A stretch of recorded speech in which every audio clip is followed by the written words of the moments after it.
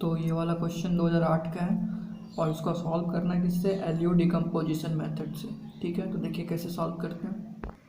देखिए step number 1, step 1 में क्या करेंगे हम लोग, इसका जो है इसको मैट्रिक्स फॉर्म में लिखेंगे। तो मैट्रिक्स फॉर्म में हम लोग कैसे लिखेंगे, इसका कोएफिशिएंट देखिए 2 1 2 2 1 2 1 5 3 1 5 3 1 1 -1। ठीक है, और एक्स वाई जेड है उसको हम लोग इस तरह से लिख देंगे, और ये जो आपका है 2 4 0 उसको इस तरीके से लिख देंगे। अब देखिए इसको सॉल्व कीजिएगा तो 2 into x 2x, 1 into y plus y plus 2 into z plus 2z। ठीक है, उसी तरह से 1 into x 1x, 5 into 5y, 3 into z 3z, और 1 into x x, 1 into y y और -1 इंटू जेड। तो ठीक समझ में आ रहा है आपको कि इस इक्वेशन का ये मैट्रिक्स फॉर्म हो गया। तो सिर्फ कोएफिशिएंट यहाँ पे लिख दीजिए सबका, और फिर एक्स वाई जेड को इस तरीके से लिख दीजिए कॉलम में, कॉलम मैट्रिक्स के फॉर्म में, और ये जो है 2 4 0 को यहाँ पे लिख दीजिए।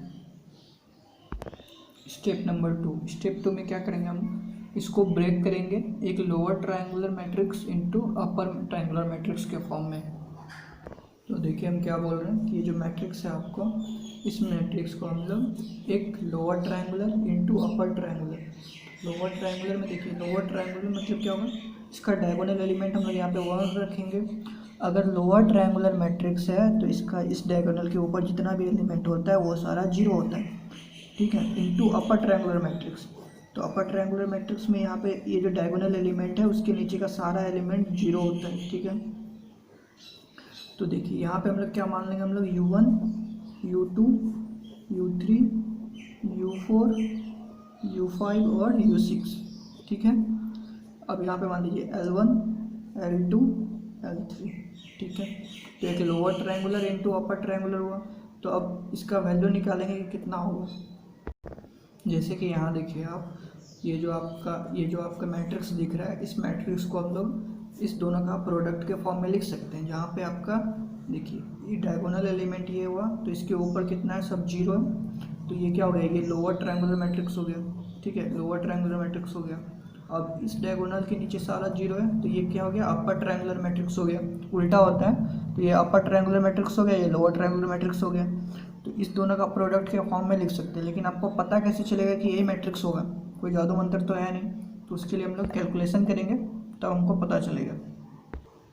तो देखिए स्टेप नंबर 2, इस मैट्रिक्स को दो मैट्रिक्स का प्रोडक्ट के फॉर्म में लिखना होता है, जिसमें एक होता है लोअर ट्रायंगुलर मैट्रिक्स और दूसरा होता है अपर ट्रायंगुलर मैट्रिक्स। ठीक है, ये आपका है लोअर ट्रायंगुलर मैट्रिक्स और ये आपका अपर ट्रायंगुलर मैट्रिक्स। तो दो मैट्रिक्स के फॉर्म में लिखना होता है इसका प्रोडक्ट के फॉर्म में। तो देखिए अब ये वाला वैल्यू पता नहीं है हमको, तो मान लिया L1 L2 L3, lower triangular के लिए L1 L2 L3 मान लिया। अब ये सब वैल्यू पता नहीं तो मान लेते हैं U1 U2 U3 U4 U5 और U6। ठीक है, अब मेरा क्या काम है, मेरा काम क्या है, पता कीजिए कि L1 क्या होगा, L2 क्या होगा, L3 क्या होगा, U1 क्या होगा, U2 क्या होगा, U3 क्या होगा, U4 क्या होगा, U5 क्या होगा और U6 क्या होगा। ठीक है, तो अब मेरा काम ये है। तो स्टेप 3 में कैलकुलेट करेंगे। तो देखिए इसी मैट्रिक्स को हम लोग इस फॉर्म में लिखे थे, एक lower triangular into upper triangular. तो इतना तो ये मैट्रिक्स बराबर लिख दिए, lower triangular into upper triangular. अब इसको हम लोग मल्टीप्लाई करेंगे, तो आप इसको मल्टीप्लाई कीजिए। तो मल्टीप्लाई कीजिएगा तो क्या आ जाएगा आपका, देखिए इसको इससे मल्टीप्लाई करके यहाँ लिखिए, इस मैट्रिक्स को इससे मल्टीप्लाई करके यहाँ लिखिए, इस लाइन को इस लाइन से मल्टीप्लाई करके यहाँ लिखिए। तो देखिए U3 इंटू 1, तो आपका मैट्रिक्स मल्टीप्लिकेशन आता है, पूरा मल्टीप्लाई करके यहाँ पे लिखिए। अगर नहीं आता है तो एक बता देते हैं, जैसे कि इसको इससे मल्टीप्लाई कीजिए तो कितना हुआ, L2 U1 यहाँ पे लिखिए, फिर इससे इसको मल्टीप्लाई कीजिए तो तीसरा लाइन चल रहा है तो तीसरा लाइन में लिखेंगे, और दूसरा कॉलम चल रहा है तो दूसरा कॉलम में लिखेंगे। तो इसको इससे मल्टीप्लाई कीजिए L2 U2 plus L3 U4।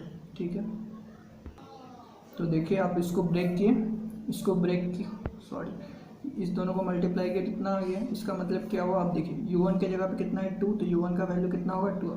अब इसको सॉल्व कैसे करेंगे, पहला कॉलम उसके बाद फिर पहला रो, फिर उसके बाद क्या करेंगे, फिर दूसरा कॉलम सॉल्व करेंगे, फिर दूसरा रो सॉल्व करेंगे, उसके बाद क्या करेंगे, फिर तीसरा कॉलम सॉल्व करेंगे, उसके बाद फिर तीसरा रो सॉल्व करेंगे।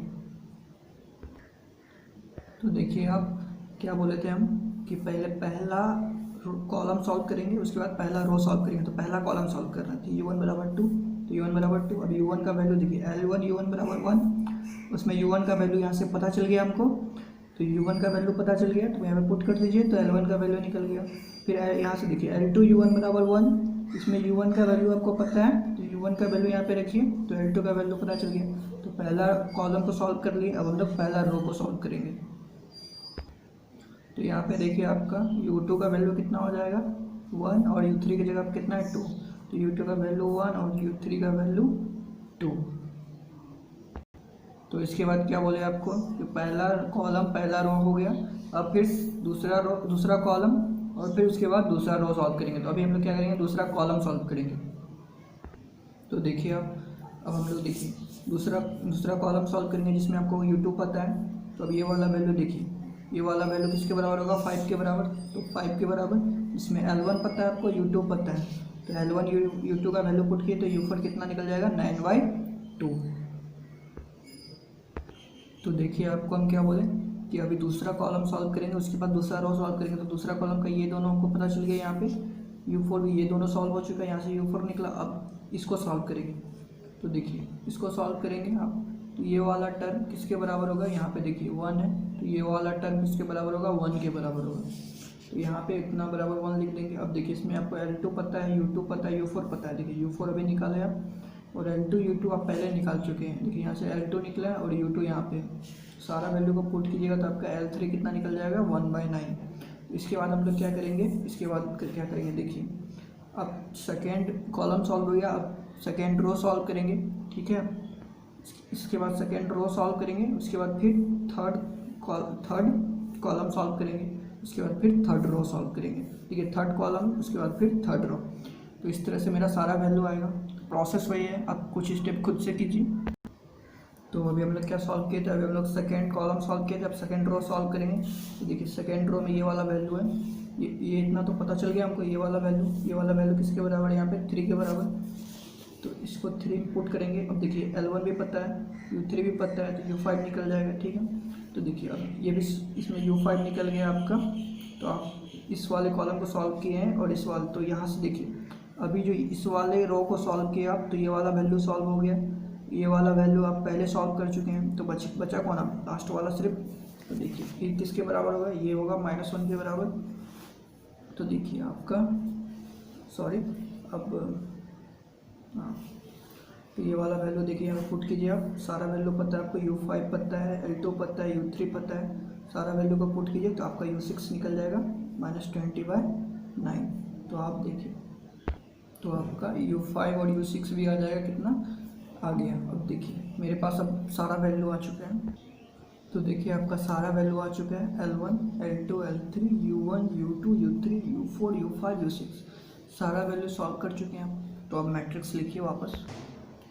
देखिए इससे पहले जो आपको स्टेप 2 में बताए थे, तो यहाँ पे एक्स वाई जेड छूट गया था, तो ये वाला भी आएगा यहाँ पे, ठीक है। आप लिख लीजिए वहाँ पे। तो अब देखिए आपको अब इसका वैल्यू लिखना है, ठीक है।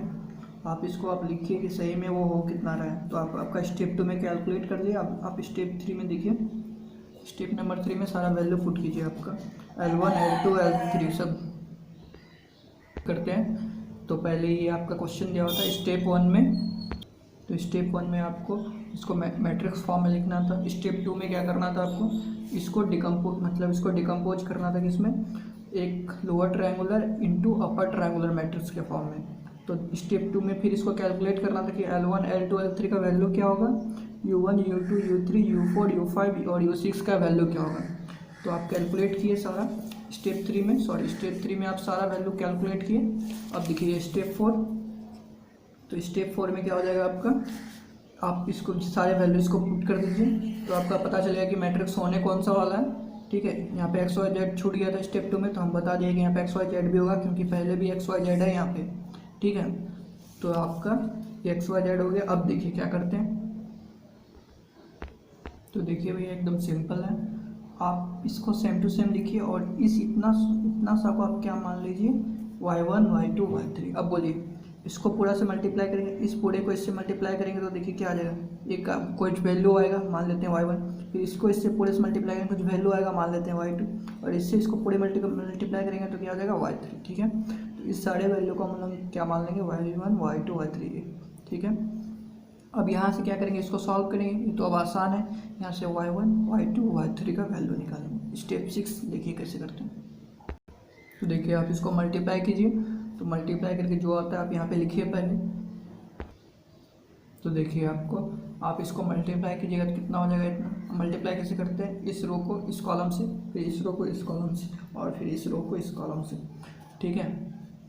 अब ये आ गया, इसका मतलब क्या, देखिए y1 की जगह कितना है 2, और इसके जगह कितना लिखा हुआ है 4, और इसके जगह कितना लिखा हुआ है 0, ताकि ये इक्वल है। तो देखिए y1 की जगह मतलब क्या, तो आंसर मेरा क्या हो जाएगा, तो देखिए y1 बराबर 2 हो गया। अब इसमें देखिए, इसमें y1 का वैल्यू पुट कीजिएगा तो y2 निकल गया, तो y2 कितना निकल गया 3। अब इसमें देखिए y1 y2 का वैल्यू पुट करेंगे, यहाँ y1 होगा, y1 y2 का वैल्यू पुट करेंगे। अब इसमें देखिए y1 y2 y3 का वैल्यू पुट करेंगे, सॉरी y1 y2 का वैल्यू पुट करेंगे, जो पता चल गया आपको, तो y3 निकल जाएगा। तो यहाँ से आपका y3 कितना आ जाएगा, -4/3। तो आपका y1 y2 y3 निकल चुका है। तो देखिए स्टेप नंबर 6 हो गया कंप्लीट। अब आया स्टेप नंबर 7। तो देखिए आपको y1 y2 और y3 पता चला। तो y1 y2 y3 पता चला, तो आपको क्या पता चल गया, आपको ये पता चल गया आप माने क्या थे, इतना मतलब ये वाला मैट्रिक्स इंटू दिस मैट्रिक्स को माने थे y1 y2 y3, ठीक है। तो स्टेप 7 में इसको लिखिए आप। तो देखिए आप इसी को माने थे, दिस इंटू दिस को माने थे आप y1 y2 y3। यहाँ पे देखिए आप इस मतलब इस दोनों का मल्टीप्लिकेशन को ही माने थे आप क्या, y1 y2 y3। तो यहाँ पे लिख दीजिए आप दिस इंटू दिस बराबर y1 y2 y3। अब देखिए y1 y2 y3 का वैल्यू आपको पता है, y1 y2 y3 का वैल्यू आपको पता है। तो यहाँ पे आप वैल्यू पुट कीजिए, तो वैल्यू पुट कर देंगे तो इतना हो जाएगा। अब इससे इसको मल्टीप्लाई कीजिए, तो देखिए मल्टीप्लाई कर देने के बाद कितना आ जाएगा, इतना। अब देखिए इसको नीचे से सॉल्व करेंगे, इसको नीचे से सॉल्व करेंगे, इसके ऊपर वाला को इसमें ऊपर से सॉल्व किए थे, तो देखिए इसमें नीचे से सॉल्व करेंगे। तो यहाँ से z का वैल्यू निकलेगा, z का वैल्यू इसमें पुट कर देंगे तो y का वैल्यू निकलेगा, y और z का पता चल गया, इसमें पुट कर देंगे तो x का वैल्यू निकल जाएगा। तो मेरा सॉल्यूशन निकल जाएगा। तो देखिए यहाँ पे आप, तो इतना बराबर हो जाएगा कितना, -4/3। तो यहाँ पे लिख दीजिए, यहाँ से z का वैल्यू आपका कितना निकल गया, z का वैल्यू आपका निकल गया 3/5। अब z का वैल्यू इसमें पुट करेंगे तो y का वैल्यू निकलेगा। तो यहाँ पे देखिए आप इतना बराबर कितना हो गया 3, और इसमें देखिए z का वैल्यू आपको पता है, तो y का वैल्यू यहाँ से निकल गया 2/5। अब देखिए z और y दोनों का वैल्यू पता चल गया, आप यहाँ पे पुट कीजिए तो आपको x का वैल्यू निकल जाएगा। तो देखिए आपका 2x + y + 2z बराबर 2 है यहाँ पे, तो 2 लिखिए, y z का वैल्यू पुट कीजिए तो x का वैल्यू कितना निकल गया, y/5। तो देखिए मेरा आंसर आ गया, सॉल्यूशन आ गया। x बराबर आपका 1/5, y बराबर आपका 2/5, और z बराबर कितना आ गया आपका 3/5, ठीक है। तो ये हो गया मेरा सॉल्यूशन। तो देखिए आपका आंसर कितना आ गया, x बराबर 1/5, 2/5 और z बराबर 3/5।